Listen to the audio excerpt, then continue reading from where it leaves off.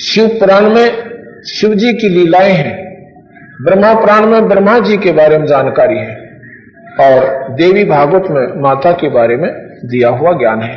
उसको हमने पढ़ना चाहिए। उससे केवल ज्ञान होगा, उनसे मुक्ति नहीं होगी। इन परमात्माओं को पाने के नाम होते हैं, इनको बीज मंत्र कहते हैं,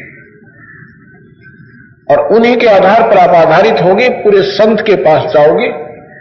गुरु बिन माला फेरते और गुरु बिन देवे दान, गुरु बिन दोनों निष्फल हैं, चाहे पूछो वेद पुराण में। अब गुरु बनाना अति आवश्यक है। कबीर साहब कहते हैं, राम कृष्ण से कौन बड़ो, उन्हों भी गुरु कीन, और तीन लोक के वो मालिक, गुरु आज्ञा आदि। वो तीन लोक के धनी जो कि सर्वसंपन्न शक्ति, उन्होंने भी गुरु मर्यादा बनाई, उन्होंने भी गुरु बनाए वशिष्ठ मुनि जी को भगवान रामचंद्र जी ने, और दुर्वासा जी को भगवान कृष्ण जी ने। अब यहां पर शंका उत्पन्न होती है, जो हमारी बातें सुनते हैं कि कृष्ण जी के गुरुदेव तो संदीपनी ऋषि थे। संदीपनी ऋषि दो थे, अक्षर ज्ञान के गुरु थे, और भौतिक ज्ञान के गुरु थे दुर्वासा जी। जैसे हमारे टीचर न्यारे होते हैं, वो भी गुरु कहलाते हैं, लेकिन जो भौतिक ज्ञान देता है, ना जो आध्यात्मिक ज्ञान देता है, वो गुरु न्यारा है। तो दुर्वासा जो है, दुर्वासा जी भगवान कृष्ण के आध्यात्मिक गुरु थे। संदीपनी उनके कुल गुरु होते हैं, जैसे ज्ञान गुरु भी उनको कहा जाता है। और वशिष्ठ मुनि जो है, उनमें दोनों ही, वशिष्ठ मुनि के अंदर दोनों ही क्वालिटी थी, योग्यता थी। वो अक्षर गुरु भी थे और साथ में आध्यात्मिक गुरु भी थे, उसमें दोनों क्वालिटियां थी। इसलिए उन्होंने एक ही करने से काम बन गया। तो यहां कहते हैं कि जब राम कृष्ण से तो आप लोग बड़े नहीं हो सकते, उन्होंने भी गुरु बनाए और सब लोग गए। गुरु एक नाम देगा, वो समझ लो आपका पासपोर्ट है, आपका पासपोर्ट है, और उस कमाई जो करोगे वो आपका फिर आगे काम आवेगी। वह ट्रांसपोर्ट आपको वहां से जाने के लिए वह नाम की कमाई काम करेगी। नाम एक आपके पास पासपोर्ट बन गया कि ये गुरु ने हमारे को एक प्रमाण पत्र दे दिया कि मेरा शिष्य है, और फिर जो उसने मंत्र दिया उसकी कमाई आप करोगे, तो फिर आप अपने उस कमाई के आधार पर वहां जाओगे, और गुरु मर्यादा में रहते हुए आपने ये सारी क्रिया करनी पड़ेगी। तो यहां जो हम बताना चाहते थे आपको कि हमारी जो साधनाएं हैं वो बहुत गलत हो चुकी हैं। अब गंगा में स्नान करने के तरीके बताते हैं कि गंगा में स्नान करने से पाप कट जाते हैं। कतई नहीं। गंगा एक उत्तम जल है और भगवान शिव के लोक से आई हुई पवित्र जलधारा है। ये बहुत निर्मल जल है, इस जैसा जल इस पृथ्वी पर नहीं है। लेकिन इसमें स्नान करने से पाप नहीं कटेंगे, पाप केवल नाम से कटते हैं। उसमें शुद्ध पानी है। अब जैसे एक बार जब यह गंगा यहां आने लगी तो भगवान से प्रार्थना की विष्णु जी से, हे भगवान, मेरे अंदर पापी लोग नहा करेंगे और मैं भी पापनी बन जाऊंगी, तो मेरे पाप कैसे धोएंगे? तो भगवान ने कहा कि तेरे अंदर संत स्नान करेगा, कोई पहुंचा हुआ कमाई वाला भगवान के नाम की कमाई का, जब तेरे पाप कट जाएंगे। तेरा गजब हुआ, हम क्यों नौकान जाने होता दो बुलावे, हम क्यों ना सीधे संतान दो पहुंच जाए तो गंगा के भी पाप कटे और गंगा बनानिया के भी कटे, तो हम वहां क्यों ना जाएं? तो कहते हैं 68 तीर्थ भरम भरम आवे, 100 फल गुरु चरना में पावे। तो इसी प्रकार हमने संत को ढूंढना होगा और संत भी पूरा हो। हमने क्या सुन रखा है? एक सुना सुना ज्ञान पर आधारित है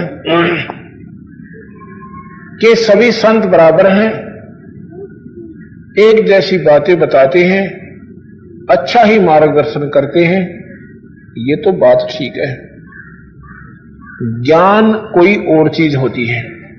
जैसे भगवान के पाने का ज्ञान है वो सब एक जैसा है। चाहे आप किसी भी इष्ट की प्राप्ति की कोशिश कीजिए, चाहे ब्रह्मा की, विष्णु की, शिव की,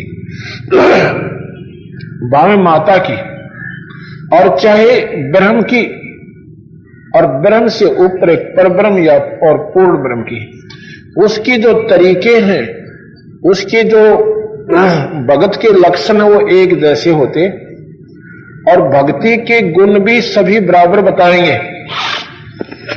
अब जैसे खेत में जमीन को संवारने के तरीके किसी से पूछ लीजिए, सभी बता देंगे, लेकिन उसमें जब बीज ठीक नहीं होगा तो वो सारे तरीके फेल हैं। आप विचार कीजिए, सभी कहते हैं सभी संत एक जैसे होते हैं, नहीं होते हैं। सभी डॉक्टर एक जैसे नहीं होते हैं। कोई कहे डॉक्टर सभी एक जैसे, कहीं से दवाई ले लीजिए, कभी नहीं। आप ऐसी गलती कभी नहीं करोगे क्योंकि आप इससे पूर्ण परिचित हो कि सभी डॉक्टर बराबर नहीं होते। बेशक एमबीबीएस के बोर्ड ला रखे, वो भी बराबर नहीं मिलेंगे आपको। और डॉक्टर वो भी कहलाते हैं जो आरएमपी होते हैं, और डॉक्टर वो भी होते हैं जिन्होंने अपनी उच्च प्राप्तियां कर रखी हैं, लेकिन उनमें उतना ही अंतर होता चला जाएगा। ऐसे ही संतों में दिन रात का डिफरेंशिएट अंतर होता है। अब गौ सब बराबर बताते हैं, कहते हैं सभी संतों का आदर करना चाहिए, बिल्कुल चाहिए, क्योंकि संत, आप भी संत हैं, संतों के कोई सींग नहीं होते। सभी बहन भाई आप संत हो, जिन्होंने बुराई त्याग दी, भगवान मास्ता आपकी लगी हुई है। आप भी साधु हो, जिन्होंने भगवान पाने की कोशिश की गई है, वो योगी हैं, वो साधु हैं, वो संत है। अब सभी जिसमें साधु लक्षण है, भक्त लक्षण है, वो भक्त कहलाने योग्य है, और भक्तों में लक्षण होते हैं, वही भक्त कहलाता है, वही संत कहलाता है। इसलिए आदरणीय होते हैं। गौ हिंदू धर्म में एक पूजनीय पशु माना गया है, उनको माता की संज्ञा देकर के पुकारा जाता, आदर से, बिल्कुल ठीक है। अब कोई कहे सभी गौ बराबर हैं, सभी सम्मान गुरु हैं, गौ हैं, कोई गौ को अपने घर ले आना और बाल्टी ठोक देगी, दूध दे देगी, कभी नहीं देगी। गौ की दृष्टि से आदरणीय है, क्योंकि वो एक बहुत एक शरीफ पशु है, और उसके गुण भी बहुत हैं। अमृत जैसा दूध देती है, उसका गोबर जो है पहले विशेषकर लिपन में, पोतन में काम आता था, और साथ में खेत में खाद का काम करता था। उसके बच्चे हल जोतते थे, इसलिए उस गुणों के आधार पर यह माता की दृष्टि से कौन से देखा जाती थी, और माता की संज्ञा में ली गई। अब जो गौ दूध नहीं देती, उसको कोई घर नहीं रखेगा, उसके लिए गौशाला बनवा दी, साज ली, वहां रोक दो निवेशक। तो उन गौओं को अगर वो एक जैसी हैं, घर रखो उनको, कभी नहीं रखोगे, इसी गलती आप नहीं कर सकते। फिर भी वो आदरणीय है, लेकिन विशेष आदरणीय वह है जो 10 किलो दूध दे टाइम पर। गौ वो भी है जो 2 किलो दूध देर लात मार दिया, गौ वो भी करा थी। ऐसे ही जो संत पूरी करने वाले, कमाई वाले हैं, लाभ तो होगा उन तक, वैसे बाकी सभी आदरणीय हैं। जैसे हमारे द्वार पर गौ आ जाती है, उसको चारा रख देते हैं, पानी पिला देते हैं, और फिर चल गौ माता आगे न चाले, घर में नहीं रख सकते।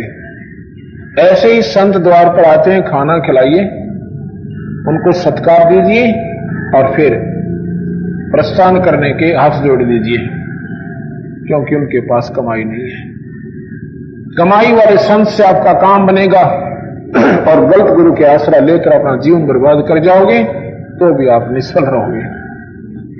ये भक्ति के लक्षणों में सबसे पहले गुरु बनाना है,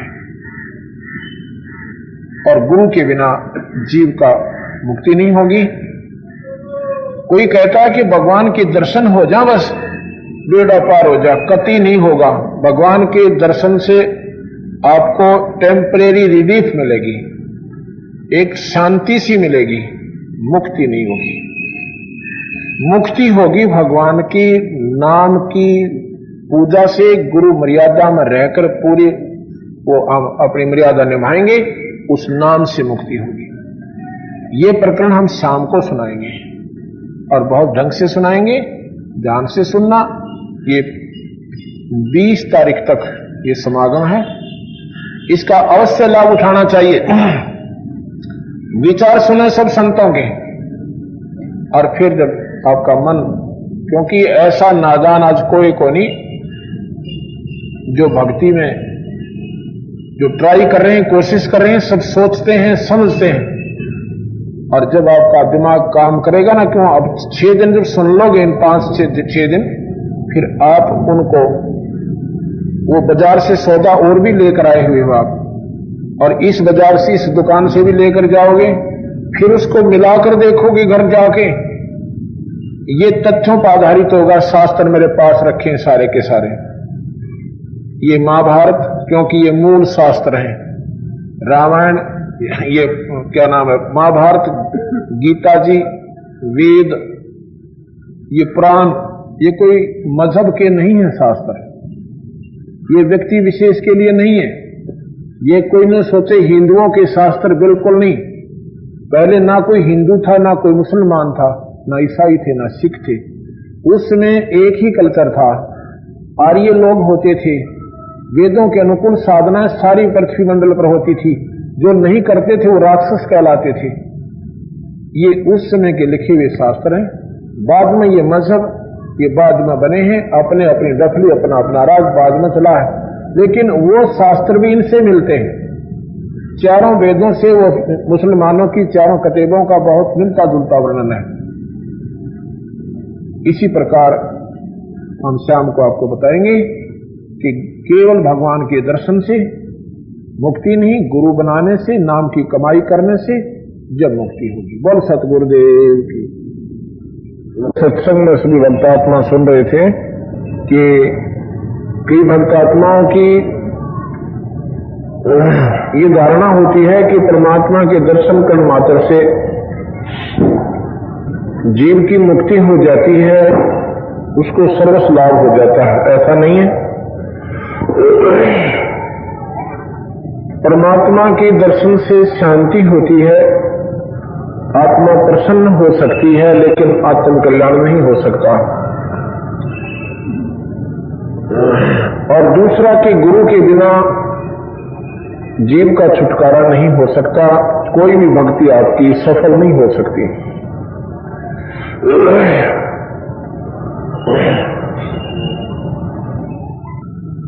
यहां पर एक ऐसा उदाहरण आपको दिया जाएगा।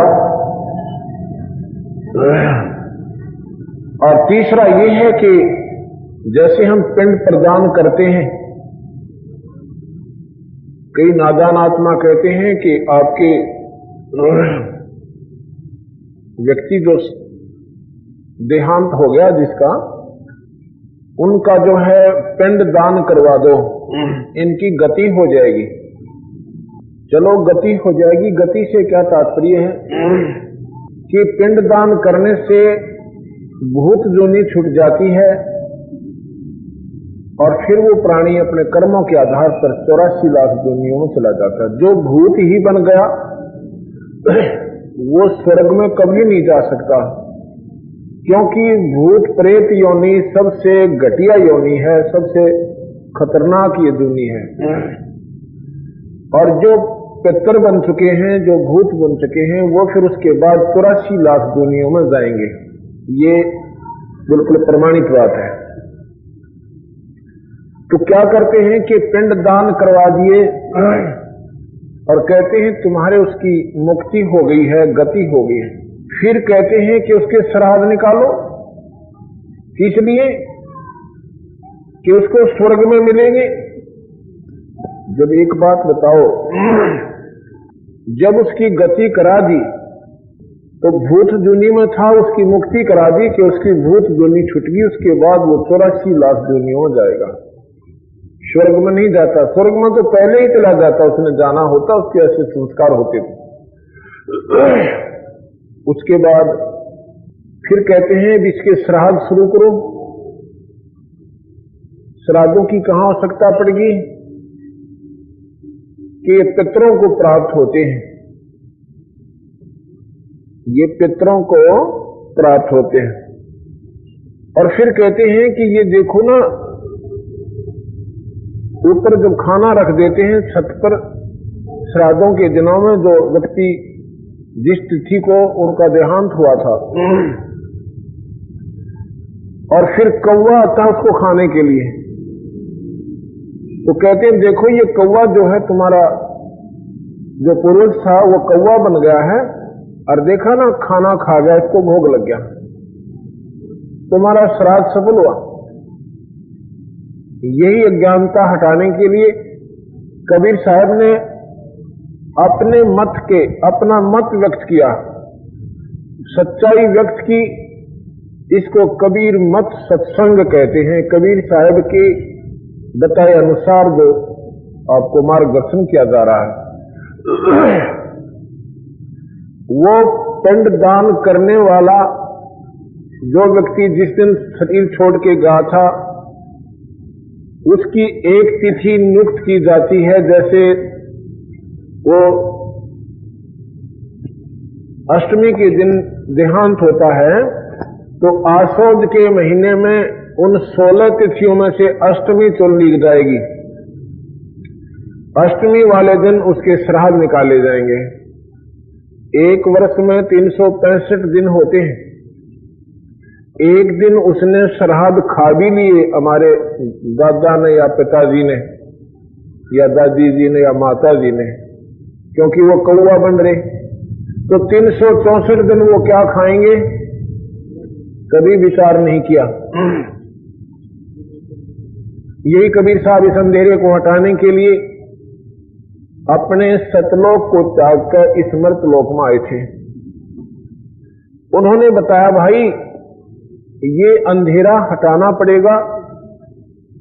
अल्प ज्ञान वालों ने, जिनको अधूरा ज्ञान था, उन्होंने इस समाज में ये अनाथ शनाथ पूजाएं इनके ऊपर थोप दी।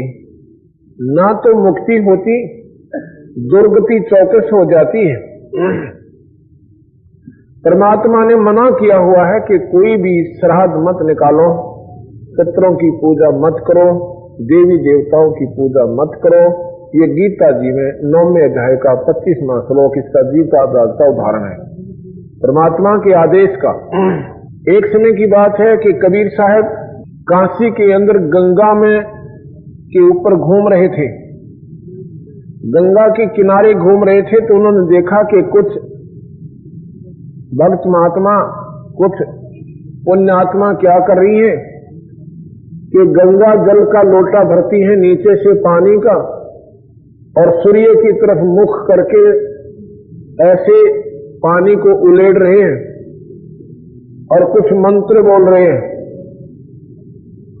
कबीर साहब गंगा में प्रवेश कर जाते हैं और दोनों हाथों से पानी को बाहर उलेड़ रहे हैं, जोर जोर से बाहर फेंक रहे हैं।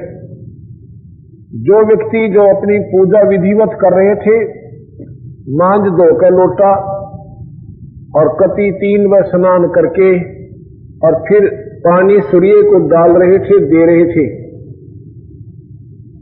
उन्होंने कहा कि नादान, कबीर साहब को, कि नादान ये तू क्या कर रहा है, ये तेरी कौन सी विधि है परमात्मा को ये पानी देने की, ये क्या कर रहा है, ये पानी को कहां भेज रहा है। कबीर साहब ने कहा कि मैं अपनी बगीची ला रखी है, एक हमारी झोपड़ी के आगे के आंगन में, ये पानी मैं अपने उस बगीची में भेज रहा हूं। अरे नादान, ये पानी में बगीची में पानी कैसे जाएगा, ये तो यहीं रह जाएगा। आप क्या कर रहे हो, हम अपने पितरों को स्वर्ग में पानी भेज रहे हैं, ये पानी जो डाल रहे हैं ना, ये स्वर्ग में जा रहा है, हमारे पितरों को प्राप्त होगा।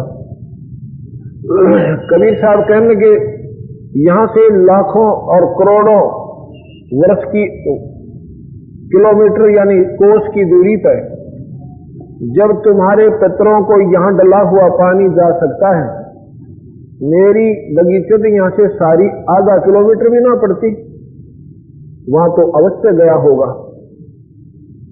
वो सहम जाते हैं कि बिल्कुल ठीक कहता है। जब यहां पर आधा किलोमीटर पर यह पानी नहीं पहुंचा और वह स्वर्ग में कैसे जा सकता है? और फिर वो स्वर्ग कहां जिसमें पानी की कमी? भले आदमियों विचार करो, वो स्वर्ग कहां जिसमें पानी को ना, उसको नरक तो कह सकते हैं कि नरक में भेज रहे हैं, पर वो तो नरक में भी ना जाओ तो वहीं गिर रहा है। कोई कहते हैं सूर्य को पानी दे रहे हैं, वो सूर्य सारी गंगा के ऊपर है जहां से निकलती है और जहां वो खत्म होती है। वो आपके लोटे का भूखा को ना, एक लोटे पानी में अगर सूर्य छिक जाएगा। तो ये जो साधनाएं हैं ये मनमुखी अज्ञानता के परिपूर्ण प्रमाण है। इनको हटाकर हमने अपने सत्य मार्ग पर चलना होगा। जैसे एक समय की बात है, पार्वती जो है भगवान शिव की पत्नी, वो माता घूम रही है अपने कैलाश पर्वत के अपने महल के आगे। उधर से नारद जी पहुंच जाते हैं। नारद जी कहते हैं, हे माता, कहां भाई? और ऋषि जी कैसे आना हुआ? आपके 107 जन्म हो चुके हैं। 107 जन्म आप जन्म रही हो, मर रही हो, जन्म रही हो, मर रही हो, और फिर साथ में भगवान शिव को आप वर रूप में, पति रूप में करना रही हो, प्राप्त कर रही हो। हे माता, जन्म और मरण का जो दुख है वो महान दुख है। मां के गर्भ में 9 महीने जब आप काट कर आते हो, उसमें इतनी पीड़ा होती है कि एक व्यक्ति सारी उम्र कोढ़ लाग कर मर जाए, कुष्ठ रोग से दुखी होकर, और 80-90 वर्ष पीड़ा में अपना जीवन व्यतीत कर जाए। 9 महीने में आप मां के पेट में, गर्भ में इतना कष्ट उठा लेते हो। और जब हम मरते हैं उस समय भी हमारे मन में पता नहीं क्या क्या धारणाएं आती हैं, हमारे बच्चों का क्या होगा। हे भगवान, मेरी संतान पीछे से कहीं भूखी ना मर जाए। इतना परेशान ये प्राणी होता है। फिर यम के दूत आते हैं जो परमात्मा को याद प्राणी नहीं करते। तो 107 जन्म आप जन्म रही हो और मर रही हो, और भगवान शिव जी के पास एक ऐसा नाम है, एक ऐसा मंत्र है, यदि आपको वो मंत्र प्रदान कर दें, आपका जब तक भगवान शिव रहेंगे जन्म मरण नहीं होगा। उनके साथ उतने दिन तक आप जीवित रहोगे, आपकी मुक्ति हो जाएगी, चौथी मुक्ति को प्राप्त होगी। पार्वती कहने लगी, रे नादान नारद, तू क्या कह रहा है? क्योंकि नारद जी ब्रह्मा के पुत्र हैं। ब्रह्मा, विष्णु और शिव ये तीनों भाई हैं। ब्रह्मा, विष्णु, शिव ये तीनों भाई हैं। इनकी माता जी का नाम शेरा वाली है, अष्टंगी है, प्रकृति देवी है। इसी अष्टंगी को प्रकृति देवी भी कहते हैं, अध्यामाई भी कहते हैं, और जगदम्बिका भी कहते हैं, जगदजननी भी कहते हैं। ये तीनों पुत्रों ब्रह्मा, विष्णु, महेश की माता है। और ब्रह्मा, विष्णु, महेश के पिताजी ज्योत निरंजन है, जिसको निरंकार भगवान कहते हैं, जिसे ओंकार भगवान कहते हैं, और जिसे ब्रह्म कहते हैं। ये इनके पिताजी हैं। तो ब्रह्मा जो है, ब्रह्मा का बेटा नारद है, और शिव की पत्नी पार्वती ब्रह्मा को अपना, नारद को अपना पुत्र समझकर और कहती है कि नारद भाई, एक बात बता, ये बात तेरी मेरे समझ में नहीं आ रही कि आप कह रहे हो कि शिव जी के पास एक ऐसा मंत्र है यदि वो मुझे दे तो मैं जन्म मन से मिट जाऊं, खत्म रहित हो जाऊं। भाई ऐसा नहीं हो सकता। भगवान शिव मेरे से इतना प्यार करते हैं, अगर उन्होंने अपनी जान भी मेरे लिए देनी पड़ जाए वो ना नहीं कर सकते। आप कहते हो मंत्र नहीं दिया, अब बिल्कुल सही कहता हूं मां, वो मंत्र ऐसे देने का नहीं होता। और आपने कभी जिज्ञासुता भी प्रकट नहीं की। अगर आप जिज्ञासुता भी प्रकट करोगे और हाथ जोड़कर विनम्र होकर और चरणों में गिरकर रोओगे इस अनमोल वस्तु को पाने के लिए, तब भगवान शिव आप पर दयाल होकर ये अनमोल चीज देंगे। जैसे अभी तक आपने सच्चे हृदय से भगवान के चरणों में पुकार नहीं की, आप उन्हें अपना पति मान रहे हो। अभी आप उनको अपना पति मान रहे हो और छोटी मोटी बातों पर आप उनसे नखरे से भी बात करते हो। जब तुम शिष्य रूप में उनके सामने भी नम्र हो जाओगे, वो बहुत दयालु हैं, आपने नाट्य को ना अर्थात ये मंत्र अवश्य दे देंगे। जब भगवान आवे घर पर हाथ जोड़ लेना, चरणों में गिर जाना और रह रहकर प्रार्थना करना, और जब वो प्रसन्न हो जावे तब आपको वो नाम देंगे। तो जी कहने लगी भाई मेरा तेरी बात समझ में आई को ना। मैं बोला माता मैं झूठ नहीं बोल रहा हूं, और प्रमाण देता हूं। जो भगवान अपने गले में, भगवान शिव अपने गले में एक कंकालों की माला बनाकर डालेंगे ही, वो 107 शीश है, वो तेरे ही है। 107 शीश है, वो रूंड है, वो तेरे ही है। तो जब पार्वती कहती है अरे भाई वो हैं तो 107 बिल्कुल, मैं कई बार गिना करूं, पर मेरे हैं अब तेरे हैं। अब आपका 108वां जन्म है और आप भगवान शिव के साथ भी रहती हो और आपकी मुक्ति नहीं हुई। अब यहां देखिएगा, पति और पत्नी सबसे ज्यादा नजदीकी होते हैं आपस में। पत्नी से ज्यादा पति के संग कोई नहीं रह सकता, इससे ज्यादा दर्शन कोई नहीं कर सकता।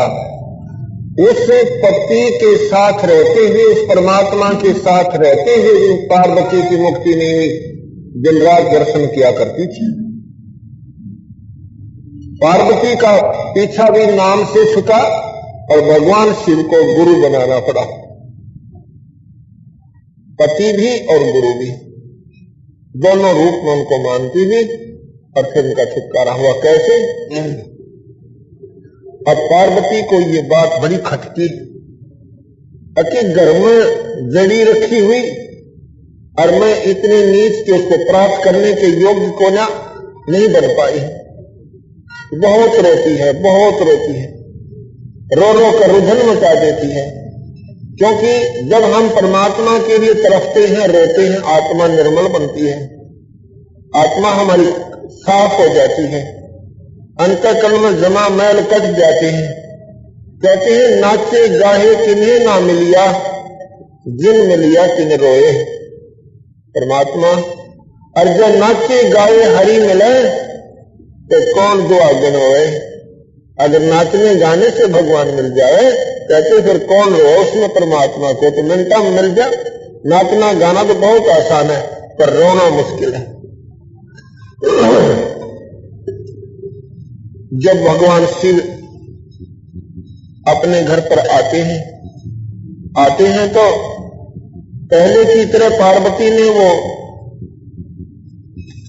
जैसे वो घर में आते थे, लेकिन उस दिन जब वो घर में आए तो विशेष उसने पार्वती में बदलाव देखा। भगवान शिव के चरणों में गिरकर फूट फूट कर रोने लग जाती है और कहती है भगवान मुझ पापनी में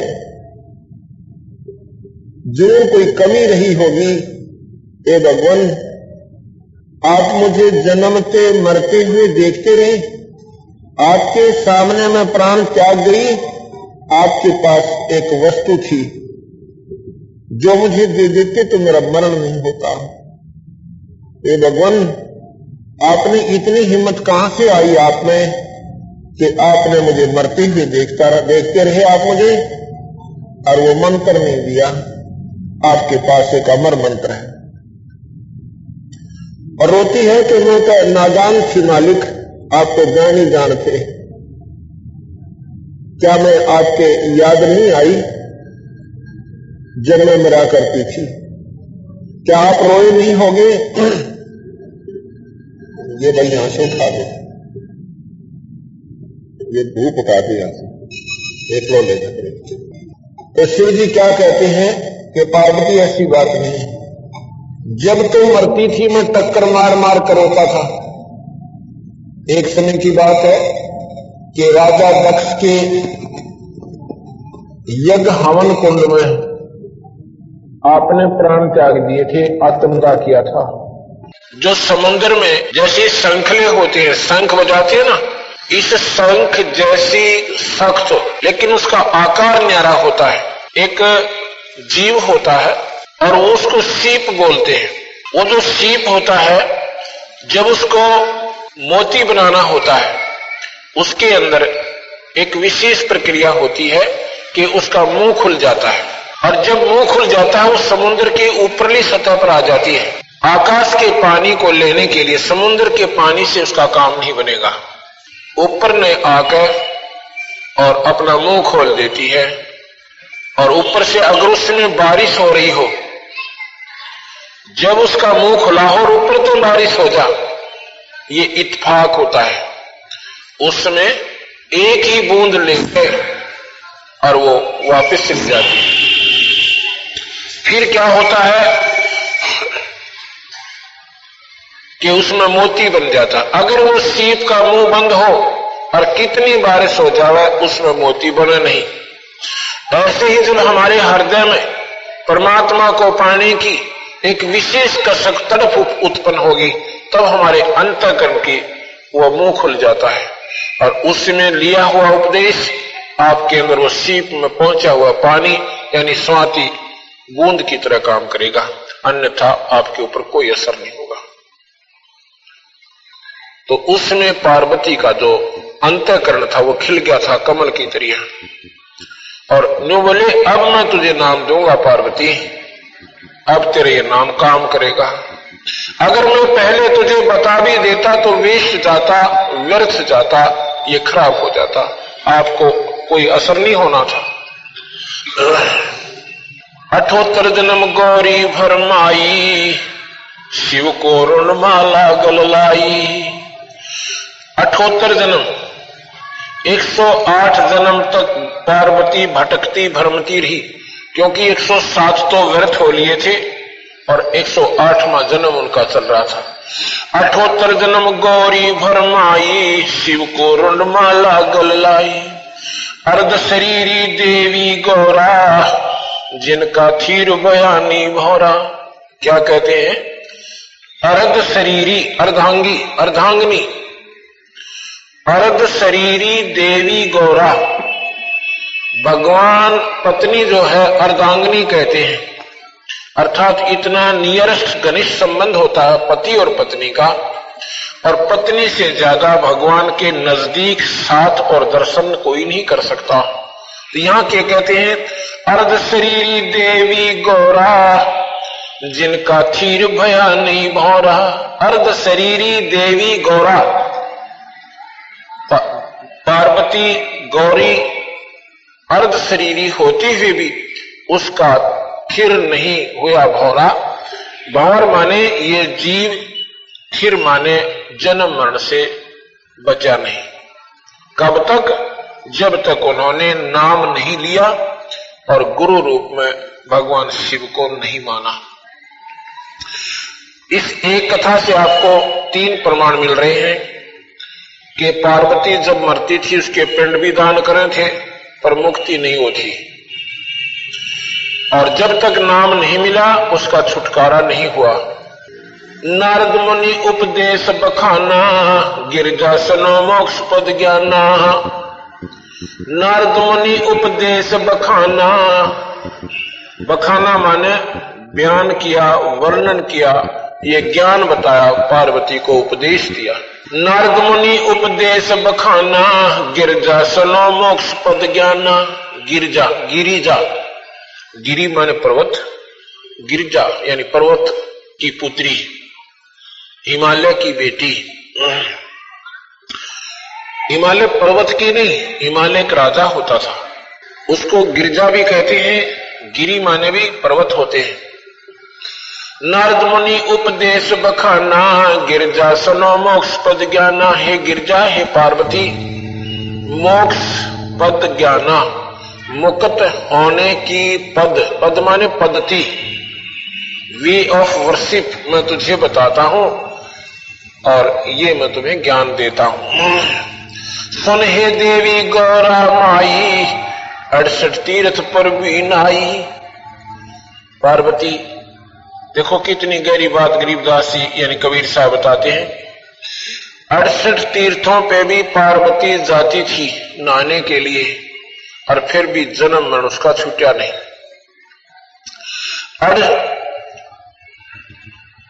सुन हे देवी गौरा माई, 68 तीर्थ पर भी नाई। पिंड प्रदान की एक बारी, या खुली नहीं तेरी मुक्त द्वारी। कितनी बार तुमने पिंड प्रदान किए पर ये तेरी मुक्ति का द्वार यानी मुक्त होने का रास्ता प्रशस्त नहीं हुआ, क्योंकि गुरु बिना माला फेरते, गुरु बिन देते दान, गुरु बिन दोनों निष्फल है। पूछो वेद पुराण। रुंडमाला शिव के गल माही, सो देवी तुम जानो नहीं। रुंडमाला, रुंड माने कहते सिर, ये खप्पर है। पार्वती के कंकाल ये सिर जब खत्म हो जाता था यहां से काट लेता था भगवान और उसके रस्सी डालकर और गल में डाल लेता था, अपनी प्यार का प्रतीक अपनी पत्नी के प्रति। रुंडमाला शिव के गले, गिरजा के सिर शीश। भक्ति दुराही देव को ना परसा जगदीश। तुमरा देवी रूप विशाला, शिव तो पर रहे रुंडमाला। प्रलय संख असंख्यों जाही, अमरकत शिव कल के माही। अमरकत शिव है अनुरागी, तुम देवी गौरा दिल त्यागी। भगवान शिव यानी सबसे ज्यादा आयु रखते हैं। भगवान शिव सबसे ज्यादा आयु रखते हैं किसमें? ब्रह्मा और विष्णु से। 7 ब्रह्मा जब समाप्त हो जाते हैं, मर लेते हैं, एक विष्णु का अंत होता है। 7 विष्णु मर जाते हैं यानी समाप्त हो जाते हैं, तब एक शिव का यानी भगवान शंकर का अंत होता है। इनकी आयु इनसे इतनी ज्यादा है। मूल मंत्र ने नाम सुनाया, ताते कल्प तेरी हो काया। वो मूल मंत्र, वो जन्म मन से छुटवाने वाला आपको अमोघ मंत्र भगवान शिव ने नहीं दिया, इसलिए तेरी काया जो है जन्म मरण के अंदर है, यानी ये अमर नहीं हो पाई। महादेव देवन पति देवा, जाकी करी ना गौरी सेवा। महादेव देवन पति देवा, महादेव देवताओं के भी देवता, उसकी तूने सेवा नहीं की। सेवा तो पति रूप में करती ही थी, पर गुरु रूप में सेवा ना करी, उनको गुरु रूप नहीं माना। गुरु पर चलना चाहिए। अगर हम भगवान मानकर नहीं चलेंगे गुरुदेव को, हमारी भक्ति सफल नहीं हो सकती। जैसे मैथमेटिक्स के अंदर मैट्रिक और मिडिल में एक क्वेश्चन आता है जिसको इंटरेस्ट का क्वेश्चन कहते हैं, यानी ब्याज का। उसमें मानते हैं मान लो मूलधन 100, मान लो मूलधन 100 रुपए सपोज करके उसको, फिर उस मूलधन को हमने 100 रुपये मानना पड़ा और उस मूलधन को मान के हमने अपने असली मूलधन को प्राप्त कर लिया। ऐसे ही गुरुदेव को मान लो गुरुदेव भगवान। ऐसा नहीं मानोगे तो आपको वो भगवान नहीं मिलेगा, वो अपना भगवान नहीं मिलेगा। जैसे उस 100 रुपये मूलधन माने बिना हमें वो अपना असली धन प्राप्त नहीं हो सकता था। महादेव देवन पति देवा, जाकी करी ना गौरी सेवा, कर बंधन कर शीश नमावो, तन मन अर्पो शीश चढ़ाओ। नारद जी बता रहे हैं माता भगवान आवना, चरणों में गिर जाना और हाथ जोड़ना, नाक रगड़ना और माफी मांगना कि मेरे से कोई गलती हुई होगी महाराज। इतने दयालु देवता।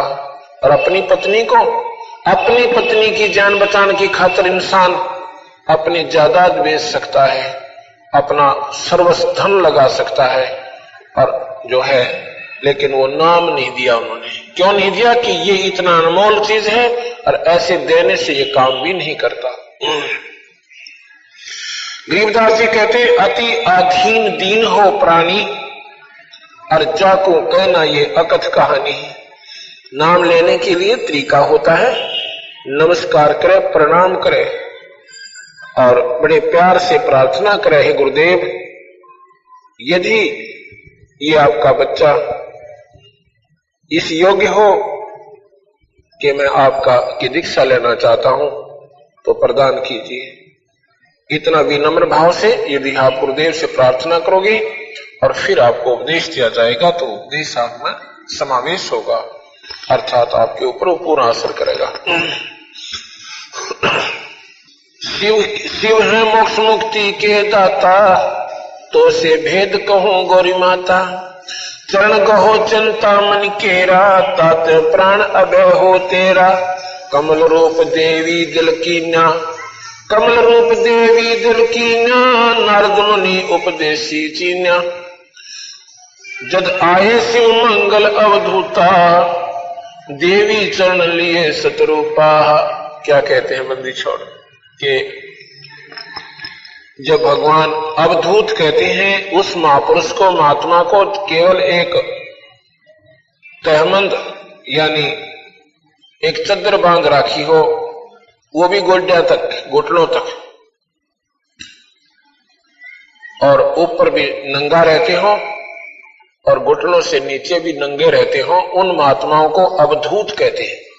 तो भगवान शिव इसी रूप में थे, उनको अवधूत कहा। जब आए मंगल, मंगल माने घर पे, जब आए मंगल अवधूता।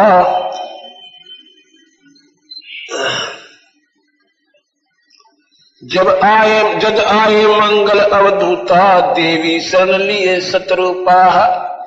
सतरूप यानी कति हृदय से, सच्ची भावना से भगवान के चरणों में गिर गई और प्रार्थना की, ये भगवान मैं तो बालक थी, आपकी बच्ची समझ लो, क्योंकि आप अब मेरे गुरुदेव रूप में हो। कमल रूप देवी दल कीन्या, नारद मुनि उपदेशी चीन्या। कमल रूप इतना कोमल हृदय हो गया माई का, जैसे कमल के फूल पर ना कोई कण रुके मिट्टी का, उस पर मैल नहीं हो सकता, उसमें करड़ापन नहीं है, बहुत मुलायम होता है।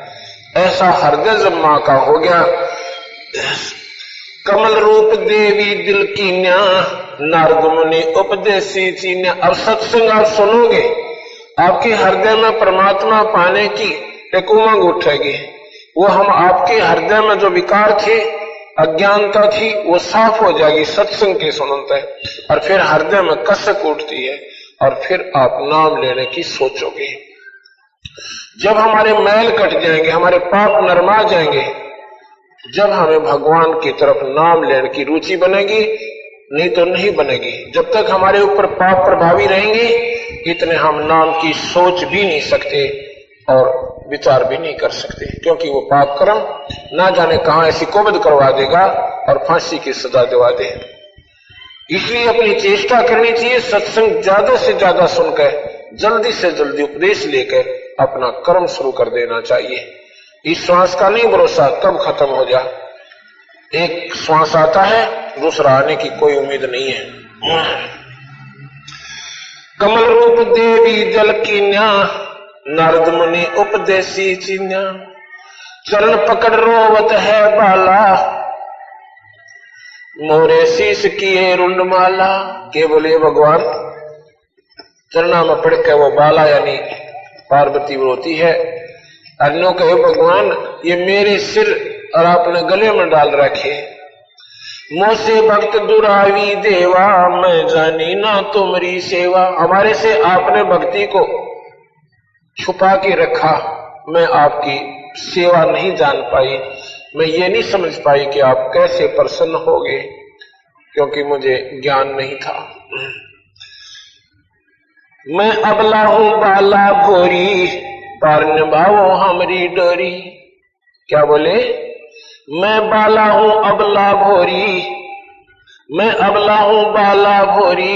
अबला यानी मैं शक्तिहीन हूं और भोली भाली बच्ची हूं आपकी, हमारी पार निभाओ डोली।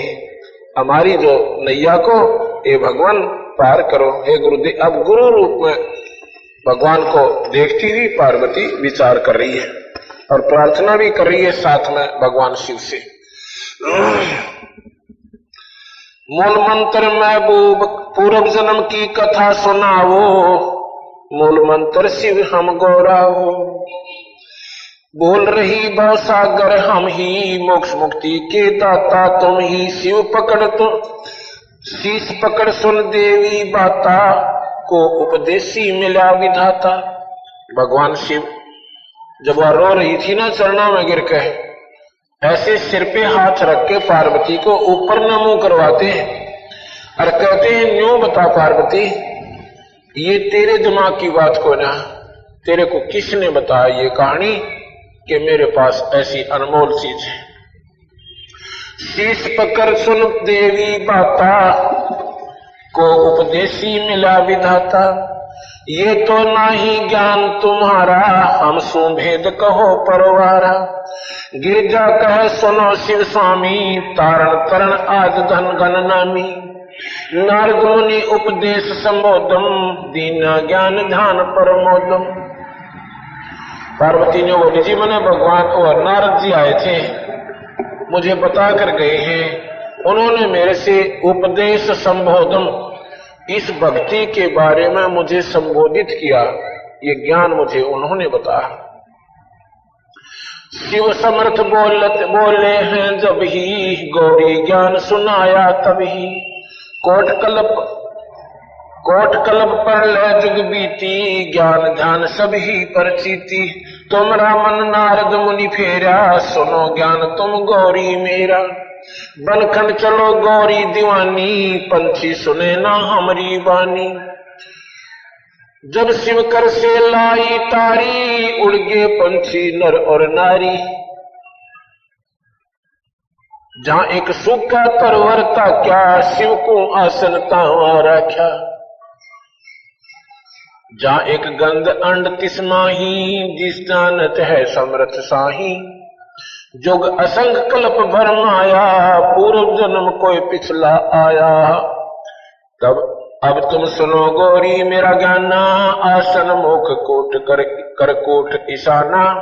आसन पदम लगाओ भोरा, मेरे दंड को राखो।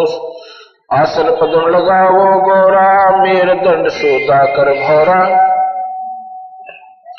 चंद्र लगन में सुरत लगाओ, सूरज सुर को बंद खमाओ।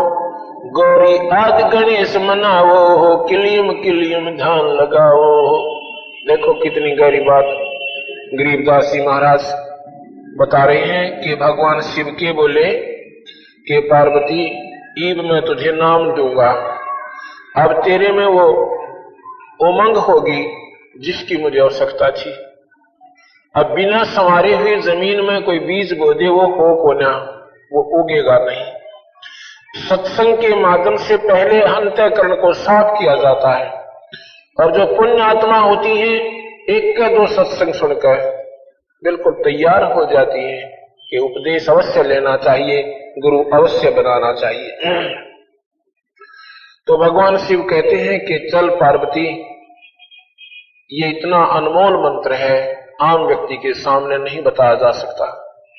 ऐसे स्थान पर चलेंगे कोई पक्षी भी हमारी बात को ना सुन ले, नहीं तो उसको भी असर हो जाएगा। और वो, क्योंकि ये मंत्र, ये नाम ऐसी चीज होती है। पहले क्या था, आपने देखा होगा कि राक्षस भी सिद्धि युक्त हो जाते थे, जो नाम ले लेते थे उस मंत्र की सिद्धि कर लेते थे, उनमें सिद्धियां आ जाती थी। आकाश में उड़ जाना, छोटे बड़े हो जाना, गुप्त हो जाना, अंगार बरसा देना। तो उन्होंने उन सिद्धियों का दुरुपयोग कर लिया उस मंत्र के जाप से लेकर, और फिर वो राक्षस कहलाए क्योंकि उन्होंने उसका दुरुपयोग किया, आम व्यक्ति को सताने लगे। इसलिए वो मंत्र जो सही मंत्र है वो विशेष अधिकारी जीव को दिया जाता है ताकि उसका दुरुपयोग ना करे, अपना काम बना जावे, मुक्ति पा ले। इसलिए ये नाम आम व्यक्ति के सामने नहीं दिया जाता। आम व्यक्ति भी इस नाम को लेकर और हो सकता है छोटी मोटी सिद्धियां प्राप्त कर ले और स्वयं पंसारी बन बैठे और भी ज्यादा हानि उसको हो जावे। फिर क्या होता है, भगवान शिव पार्वती को साथ लेकर जहां पर आजकल अमरनाथ नाम का मंदिर बना हुआ है, उस स्थान पर एक सूखा हुआ तरवर था, एक ट्री था, ट्री बहुत, उस पर कोई पत्ता नहीं था, टहनी भी नहीं थी, मोटी मोटी डाल जो कटी हुई होती है इस तरह की, वो सूखा खड़ा था, उसमें पत्ते नहीं थे। वहां जाकर के भगवान बैठ जाते हैं, साथ में पार्वती को बैठा लेते हैं।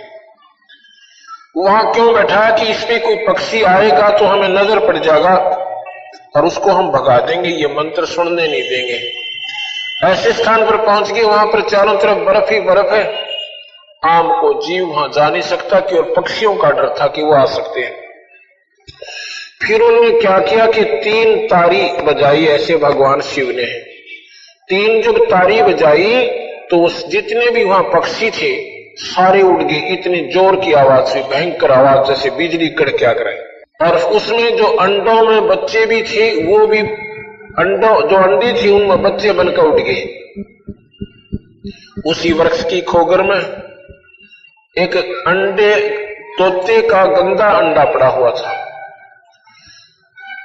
उसमें वो बच्चा नहीं बना, किसी तारी बजाने था। ये जीवात्मा जब शरीर को छोड़ती है, इसको क्यों फूंकते हैं, इसको क्यों दबाते हैं, क्यों गाड़ते हैं, या जल प्रवाह क्यों करते हैं? क्योंकि वो आत्मा जो इसमें से निकल जाती है, इसमें 80 वर्ष रहती है, 70 वर्ष रहती है, इसमें विशेष लगाव बन जाता है और वो उसके चिपकी रहती है, वो उसे हटती नहीं। इसको फूंक देते हैं, सवा कर देते हैं, फिर ये वहां से हट जाती है और फिर ये अपने ऊपर को चलती है। इसको यमदूत फिर ले जाते हैं। तो ऐसे ही जो एक तोते के गंदे अंडे में एक आत्मा चिपकी हुई थी, क्योंकि ये प्रारब्ध होते हैं कि ऐसे ऐसे आपने वहां इतने समय तक इस दुनिया में कई बच्चे गर्भ में ही मर जाते हैं, कई बच्चे कुछ दिनों के बाद समाप्त हो जाते हैं। ये उनका इतना ही संस्कार उस योनि में था। तो असंख्यों जन्म उस आत्मा के हो चुके थे, कभी 84 भोगी, कभी मनुष्य भी रहे होंगे, लेकिन वो संस्कार उसके ऐसे संयोग जुड़ा कि वहां भगवान ने कथा सुनाना हुआ, अर्थात पार्वती को नाम देने हुआ, और ऊपर उस वृक्ष की खोगर में, वृक्ष की जो शाखा होती है वो सूखे वृक्ष की शाखा थोथी सी अंदर से होलो थी, और उसमें वो तोते के अंडे उसमें थे। बाकी जो समस्त अंडे थे वो तो बच्चे बनकर उड़ गए, लेकिन एक गंदा अंडा उसमें पड़ा था और वो आत्मा भी उसमें चिपकी हुई थी। अब भगवान पार्वती से कहते हैं शिव जी के ईशान कूट को मुंह कर ले। ईशान कूट कौन सा होता? पूर्व और उत्तर के बीच की जो दिशा होती है उसको ईशान कूट कहते हैं। जब पार्वती ने ऐसे मुंह किया और फिर भगवान बताने लगा कि मूल कमल में ध्यान लगाओ और ये नाम जाप करो जो मैं दे रहा हूं, और उसमें देखो आपने क्या दिखाई देता है। मूल कमल में 4 पंखड़ी है। ये जो रीढ़ की हड्डी है ना, अपनी बैकबोन जिसे कहते हैं, बैकबोन, रीढ़ की हड्डी जो नीचे जाकर के जहां समाप्त होती है, इससे 2 उंगल ऊपर अंदर की तरफ में एक कमल का फूल के आकार की कुछ अंतड़ियां सी बनी होती है। उसकी 5-4 पंखड़ियां हैं, कमल के फूल जैसा आकार है। को ऐसे आसन पद्म लगा के, आसन पद्म लगावो गौरा, आसन पद्म लगावो गौरा, मेर दंड सोदा कर गौरा। आसन पद्म क्या होता है कि दायां पैर का पंजा बाएं पैर पे और बाएं पैर का पंजा दाएं पैर पर रख ले, इसको आसन पद्म कहते हैं। और मेर दंड सोधा कर भौरा, मेरुदंड कहते हैं बैकबोन को, इसको रीढ़ की हड्डी को मेरुदंड कहते हैं। ऐसे सीधी बैठ जा। और अब मैं बताऊं ऐसे क्या कर कि पहले प्राणायाम कर। पार्वती को कहते हैं भगवान शिव। कैसे? चंद्र लगन में सुरत समावो, सूरज सुर को बंद खमावो। चंद्र है ये ठंडा, ईला पिंगला। ईला जो श्वास, ये नाक है, ईरा साइड की जो श्वास है, इसको बाएं तरफ का, इसको ईड़ा कहते हैं। ईड़ा को चंद्र नाड़ी भी कहते हैं। चंद्र का मतलब ठंडी नाड़ी। और ये गर्म है पिंगला, ईड़ा पिंगला। इनके जब दोनों का श्वास शुरू हो जाएगा फिर सुषुम्ना खुल जाती है, तीसरी नाड़ी खुलती है। कहते चंद्र लगन में सुरत लगावो, सूरज सुर को बंद खमावो। अब कैसे है? प्रणाम करने की विधि बता रहे हैं कि इस दाएं अंगूठे से और दाएं नाक को बंद कर लीजिए और बाएं नाक से श्वास लीजिए, बहुत आसानी से, बहुत आसानी से। इतनी आसानी से अगर यहां धागा हो तो धागा खींचे नहीं श्वास के साथ, ऐसे कीजिए। फिर दाएं अंगूठे को हटा लीजिए और बाएं सुर को बंद कर लीजिए, पहली उंगली छोड़कर दूसरी से, और वो श्वास जो अंदर जा रहा है उसको दाएं नाक से निकाल दीजिए।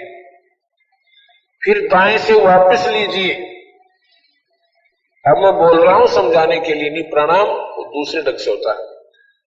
उसी से वापस लीजिए, इसको फिर बंद कर लीजिए और बाएं से वापस निकाल दीजिए। ये एक प्राणायाम होगा। प्राणायाम कई प्रकार से होते हैं, परंतु ये प्राणायाम भक्ति में सहयोग देता है। कैसे? आप 5-6 बार लगातार कीजिए और फिर बंद कर दीजिए, इसको करना। फिर क्या होगा कि दोनों सुरों में श्वास शुरू हो जाएगा। अब एक सुर चलता है मैक्सिमम। जब दोनों सुर शुरू होगी तो सुषुम्ना खुलगी, और फिर सुषुम्ना खुलगी तो सुरती उसके अंदर से प्रवेश कर जाती है, बाहर कुछ आभास नहीं रहता। जब वो पार्वती ऐसे प्रणाम करके और वो सुरती अंदर जाती है, फिर क्या कहते हैं भगवान? गौरी आज गणेश मनावो, किलियम किलियम ध्यान लगावो। कि यहां पर मूल कमल है, ये हमारे शरीर में चैनल लगे हुए हैं, चैनल जैसे टीवी में होते हैं। जो चैनल ऑन हो जाएगा उस चैनल पर आ रहे कार्यक्रम को आप आसानी से देख सकते हो, अगर आपका टीवी ठीक है और उसमें कनेक्शन बिजली का भी ठीक है। अब ये शरीर हर इंसान का बराबर है, ना कोई मुसलमान का न्यारा है, ना कोई हिंदू का भिन्न है, ना कोई जाति मजहब से इसका संबंध है। ये मनुष्य भगवान ने ये शरीर स्त्री या पुरुष का ये मानव शरीर कहलाता है, इसको ह्यूमन बॉडी कहते हैं। इसमें हम परमात्मा पा सकते हैं। इसी जाति या मजहब स्त्री या पुरुष का कोई कनेक्शन, कोई संबंध नहीं है। इसमें केवल सही संत मिले और भक्ति ठीक शुरू हो जाए, ये हम मुक्ति प्राप्त कर सकते हैं। हमने न्यारे न्यारे मजहब बना लिए, ये हमारी कमजोरी रही, क्योंकि जिन संतों ने इस शरीर को खोजा नहीं, उन्होंने भिन्न न्यारे बना दिए, मत न्यारे बना दिए, ये मजहब भिन्न बना दिए। अगर हम थोड़ी सी मेहनत कर लें, जब पता चल जाएगा, मुसलमान कहते हैं हमारा अल्लाह बड़ा है और हिंदू कहते हैं हमारा राम बड़ा है। ये हमारी भ्रमणा है। वही महाराज कहते हैं गरीबदास जी, वही मोहम्मद, वही महादेव, वही आदम, वही ब्रह्मा, गरीबदास दूसरा कौन है, देख आपने गरमा। जो हम ब्रह्मा पड़े हुए हैं ना, वही मोहम्मद है, वही महादेव है। मोहम्मद जो है, जो मोहम्मद साहब जिन्होंने मुसलमान धर्म चलाया, वो भगवान शिव के उपासक थे और शिव लोक से गण आए थे। मुसलमान का मतलब होता है वो पाक आत्मा, वो पवित्र आत्मा, ना मांस खावे, ना शराब पीवे, ना हुक्का पीवे, ना निंदा करे, ना चुगली करे, ना कोई गंदी दृष्टि से किसी बहन बेटी ने देखे, उसको मुसलमान कहते हैं।